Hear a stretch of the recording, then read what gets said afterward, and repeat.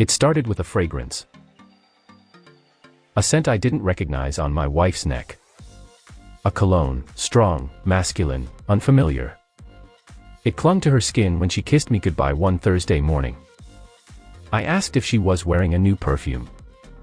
She said, "No, maybe it's my coworker's cologne from the elevator." And just like that, the lie slipped past her lips like silk. Her name is Rachel. My wife of 8 years. We met in grad school. She was studying clinical psychology, and I was knee-deep in data science and coffee. She was smart, soft-spoken, and surprisingly sarcastic. I adored her. Built a life around her.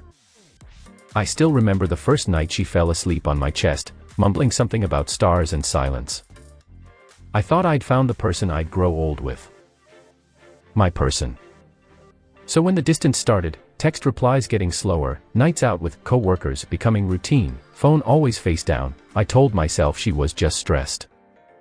Burnout. Mid-30s itch. Nothing more. But the perfume lingered. And it led me down a path I didn't want to walk. I installed a GPS tracker in her car. That was my breaking point. I became the man I never thought I'd be, paranoid, suspicious, calculating. But I needed to know. The first weekend she claimed she was at a wellness retreat with some girls from work. She kissed me with peppermint lip balm and tossed her duffel into the trunk like it weighed nothing. The GPS told a different story. She wasn't heading to a yoga retreat center in Vermont. She was driving 2 hours west to a boutique hotel nestled in a small lakeside town, the Willow Pine Inn. Romantic. Secluded. 5 stars.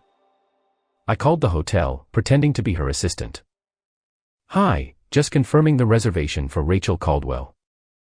I believe it's under her name." The woman on the line checked. "Yes, Miss Caldwell is here with a guest, Mr. Nathan Morris. They're staying in the honeymoon suite." Honeymoon suite. Like she was mocking everything we built. I could have screamed. Could have driven there that night and burst into the room, ripped the sheets from their adulterous embrace and ended it all in a blaze. But I didn't. Instead, I saw an opportunity. I contacted my lawyer, Angela, the next day. We'd already spoken once, hypothetically. She gave me the paperwork. "You sure you want to go this route?" she asked. "I'm not giving her the satisfaction of drama," I said. "I'm giving her exactly what she earned." Angela raised a brow. "That's cold." "No," I said. "It's precise." I wasn't angry anymore. I was surgical. Focused. Like grief had melted down and hardened into resolve. Saturday morning, I packed a small overnight bag, dressed in my cleanest button-down, and drove out to the Willow Pine Inn. It was around 10:15 a.m. when I arrived. I knew from the GPS she was still there. Room 412. Top floor. Corner suite. The front desk clerk smiled politely. "Can I help you, sir?" "Yes," I said. "Could you please deliver these documents to room 412? They're for Rachel Caldwell. It's urgent." She hesitated. "We typically don't deliver items directly to rooms unless it's requested." "I understand. But these are legal papers. Time sensitive." I smiled faintly. "Divorce papers, actually." Her eyes widened, but she nodded. "I'll take care of it." As she walked away, clutching the manila envelope, I went to the cafe across the street. I wanted to give her a little time. Let it sink in. Let the lie she was living detonate in her hands. I watched the inn from the window, sipping bitter coffee and watching couples stroll past. One of them laughed and nudged each other playfully. I hated how familiar it looked. 20 minutes later, I returned. Rachel was in the lobby. Her face pale, eyes wide, hair pulled back hastily. She looked like someone who had just been slapped without warning. "Ben," she said, her voice trembling. "What? What the hell is this?" I didn't look angry. I wasn't angry anymore. I was tired. That's what it looks like, I said. Divorce papers. I figured since you were already honeymooning, you might want to make it official. People turned their heads. A businessman sipping coffee paused mid-sip. A child stopped playing with her toy. Even the concierge seemed to freeze.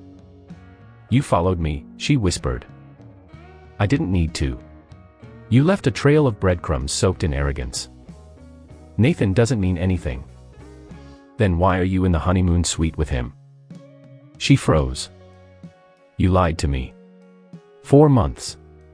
And I let it happen because I believed in you. Because I thought you'd talk to me if something was wrong. But instead, you found someone else. And worse, you were lazy about it. Her eyes welled up. Ben, please. Let's go somewhere private. We can talk. No, I said. You've had months to talk. I'm done. She looked at me like I was someone she didn't recognize. The men who used to make her laugh over burnt pancakes. The men who sang to her when she was sick. The men who decorated our entire home with lights just because she loved Christmas. Now I was a stranger handing her a legal severance from love. He came down the stairs moments later, oblivious. A little too tall. Hair gelled like he tried too hard. Hey babe, what's taking so? He froze when he saw me. I looked at him, calm. You must be Nathan. Thanks for taking such good care of my wife. I extended my hand. Well, ex-wife. He didn't shake it. Smart. Rachel turned to him, humiliated. Nathan, please just wait outside. He didn't argue. Just walked past me like I might punch him. I didn't. He wasn't worth it. She turned back to me. You blindsided me. You stabbed me in the back and are mad I didn't hand you a bandage. Ben, I'm sorry. Not sorry enough to stop, I said. Not sorry enough to tell me. Just sorry you got caught. Back at the car, I sat behind the wheel and stared at the inn's exterior. Quaint. Peaceful. A place for romance. For renewal. For fantasy. Not for betrayal. She texted later that day. Rachel, I know you probably hate me. I never wanted to hurt you. Rachel, I was lost. Rachel, if you ever want to talk, really talk. I'll listen. I didn't reply. There was nothing left to say. The divorce took 4 months. Clean split. No children. We sold the house. I kept the car. She moved in with her sister for a while. Nathan apparently ghosted her 2 weeks after the hotel scene. No surprise there. I didn't feel joy. Just peace. I stopped checking her social media. Stopped replaying our old vacations in my mind like a sad movie reel. I went to therapy. Took a solo trip to Oregon. Hiked until my legs screamed and my thoughts quieted. One night, I sat on a cliff watching the sun burn into the Pacific, and I felt something I hadn't in months. Lightness. Not happiness. But the beginning of it. A year later, I saw her. Grocery store. She was thinner. Older in the eyes. Alone. She saw me too. She gave a small, tight smile. I returned it. Just a nod. Then we passed each other like memories. And that was it. Not all endings come with fireworks. Some end in silence. And sometimes, silence is the loudest kind of peace.